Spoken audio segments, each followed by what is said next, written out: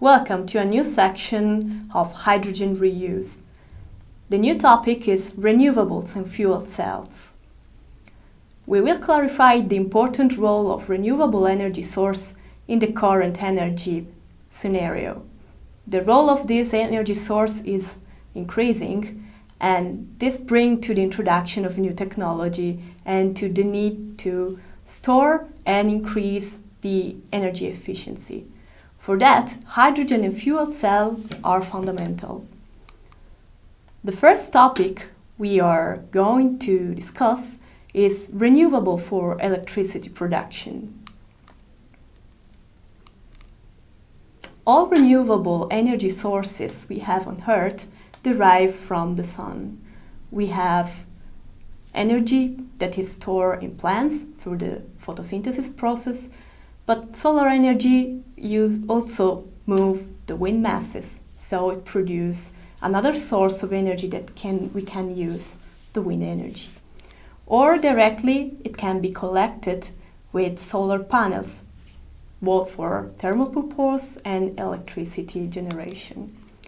In particular, photovoltaic panels and wind turbines allows the direct conversion of solar energy to electricity. Sun and wind are defined variable renewable energy source. So, beside the advantage of direct electricity production, we may mention two other features. The first is that they are distributed all over the world, so they can be fruitfully used everywhere. And the emission related to the electricity process are almost zero. However, we have to discuss two properties about the management of energy when we are using solar and wind power.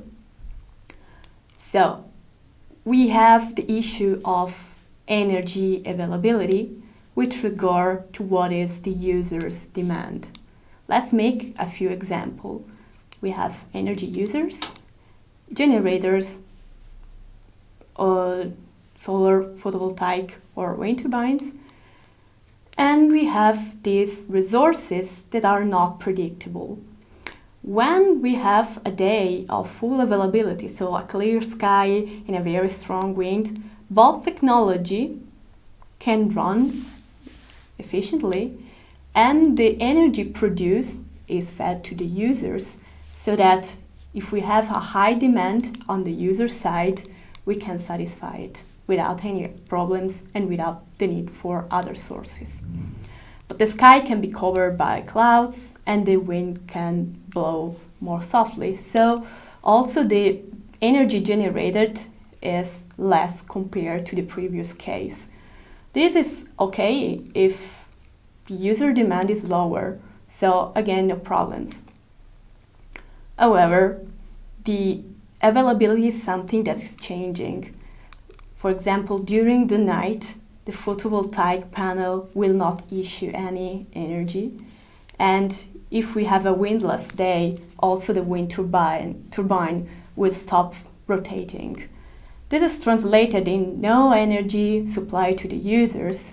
And if the users are demanding energy, they are turned off. And this is a problem to solve. So the variability of the energy sources we are discussing is something cyclic, for example, night and day, but also unpredictable.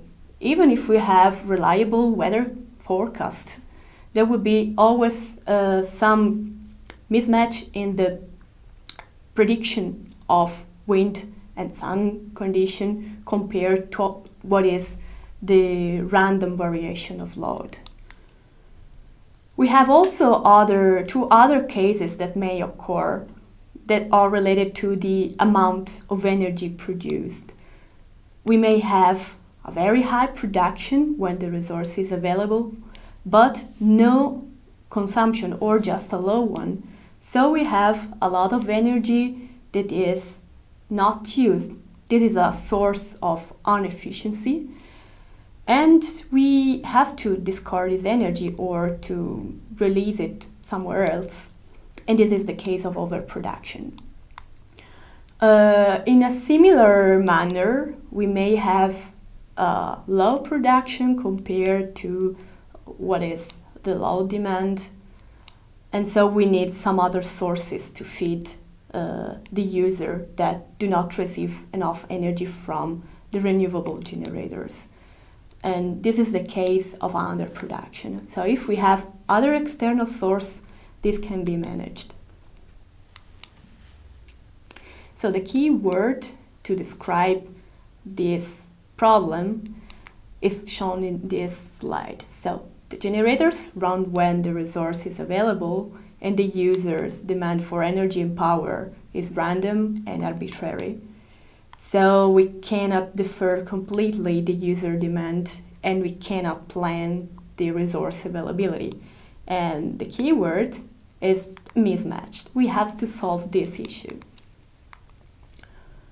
If you want to have a deeper insight on what I mean by this word, let's take a look at these plots.